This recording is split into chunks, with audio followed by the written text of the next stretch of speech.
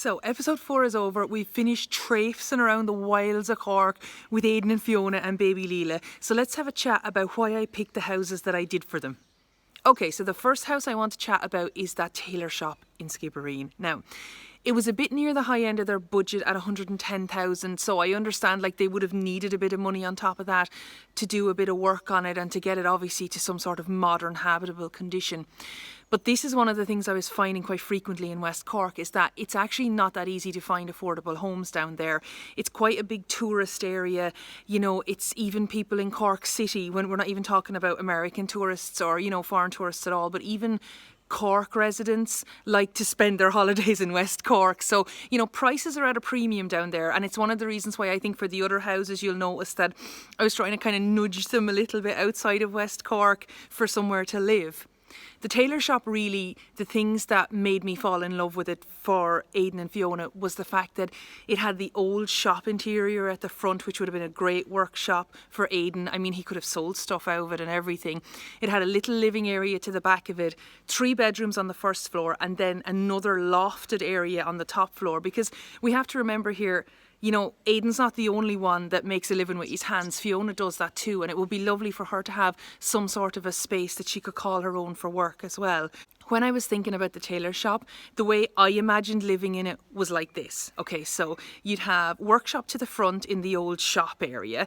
Then you had a very small kitchen behind that. And then to the first floor, I would push the living room up there. So kind of like those really old Georgian townhouses that you see up in Dublin and all, where it's quite a grand thing to have your living room on the second floor. I'd love that. You then had 2 bedrooms left over, so I turned one of those into a bathroom, so you still have another bedroom there, and then on the top floor you could keep that as another bedroom if you wanted to, or you could turn it into a studio space. I mean, you have a lot of options there.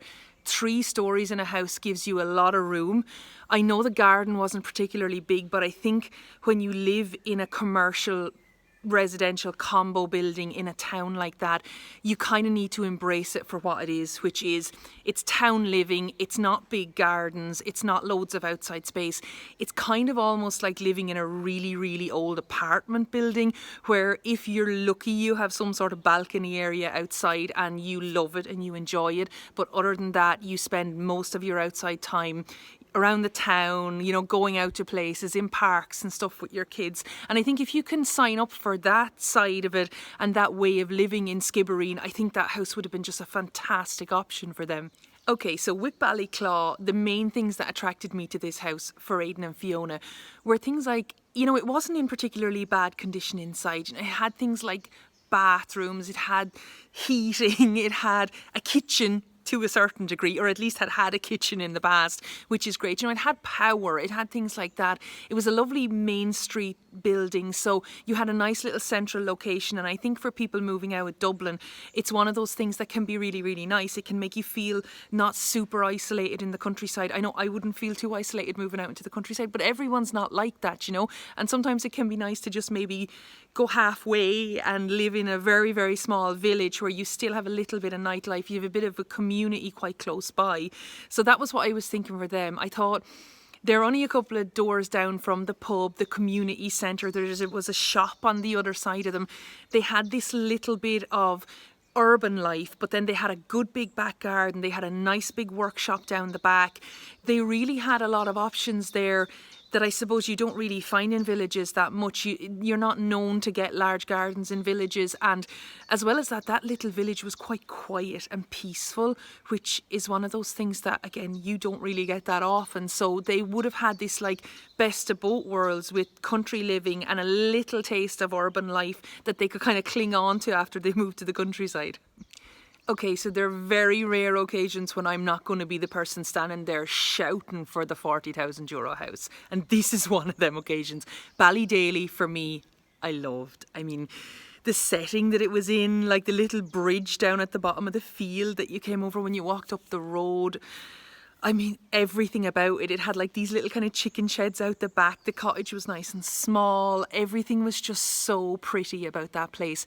It wasn't in terribly bad condition as well. I mean, I know there was damage to the ceilings inside where a slate had slipped on the roof and they hadn't fixed it in time. So like damage was kind of beginning to happen, but nowhere near the level where it would be too daunting or too difficult for Aidan to fix, or maybe even just to get in a handyman to fix it for him. I think the fact that as well that little cottage had the back extension already put on it, so it had its bathroom and it had its kitchen already put on, because we all know these little Landleague cottages don't come with them normally. So having that already done, even though it wasn't obviously to everyone's tastes and it wasn't in any way modern, the space was there. Even if they had to upgrade the little roof on the back of it in the future, it's one of those things that makes one of those small cottages so much more useful for modern life.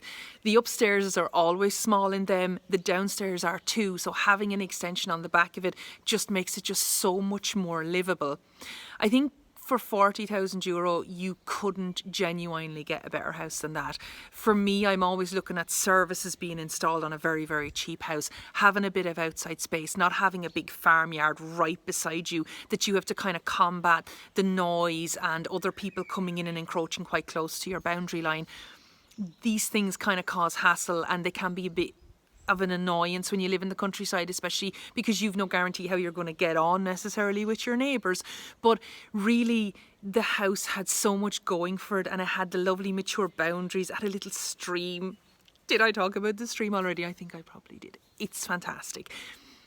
It was quite close to Mill Street, and Mill Street's one of those towns where I think, you know, it doesn't get enough credit for what it is. I mean, everyone, when we think of Mill Street, we always think of like the Eurovision Song Contest and the Green Glens. And I know this is this stereotype that poor Mill Street fights on a daily basis. But it's one of those towns that has a lot there. It has a train station. It has a super value. It has loads of little shops. It has a vibrant community, a very young community as well, that I think would have been a great fit for Fiona and Aidan. And it would have been a great place, you know, to bring up baby Leela. Okay, so the last house that I went to see was that 2-storey farmhouse with the 3 bedrooms and all in it. That house was big for the price. I mean, that wasn't an expensive house at all. And anytime I can cram a 2-storey farmhouse into a low budget search, I'm always so delighted, because they're those kind of houses that give you that room to grow. They've like 3 bedrooms normally, and upstairs, nice big sitting room, nice big kitchen. And even this one had a little extension out the back. So it had that little bathroom and kitchen extension, which, you know, I love, because they make any house that's old just that little bit more functional.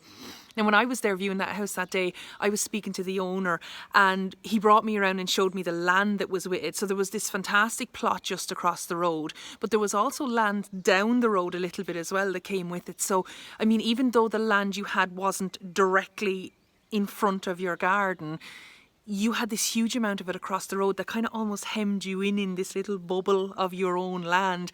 And I mean, there was land on your own side of the road too. There was this lovely triangular garden that kind of tapered off down from the front door. So you weren't in any way feeling like you didn't have space on that side. But when it came to doing stuff that was functional, or maybe keeping animals or stuff, you had all the room across the road to do whatever you wanted there. Inside, the place wasn't in bad condition either. It had a cement stairs, which I have to say I've never seen in my life, and I loved, because when you have to replace the stairs in a house, you can look at a stairs like that and go, well, I'm not going to need to replace that anytime soon because it's after rotting on me. It looked awesome. I loved it. I thought it was so quirky. The little bedrooms upstairs were fantastic. There was 3 of them, and again, nice high ceilings in them, really unusual. And you know, they had like sheeting and all on the walls, and a lot of time when I go into old farmhouses, the sheeting and stuff is just, you know, not really in great condition. You need to pull it out. You really, before you'd even think about sleeping in it, you would need to do a lot of gutting in houses like that.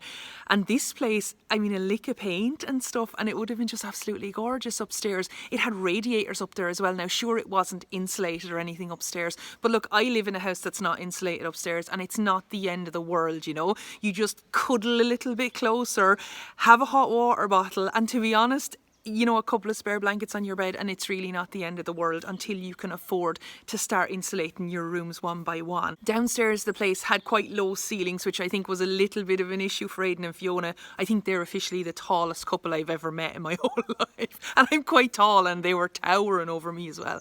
But the ceilings being low is going to be an issue for some people. It's just a matter of whether, you know, you're willing to trade it off for having a house in Cork. That's quite big for under €100,000.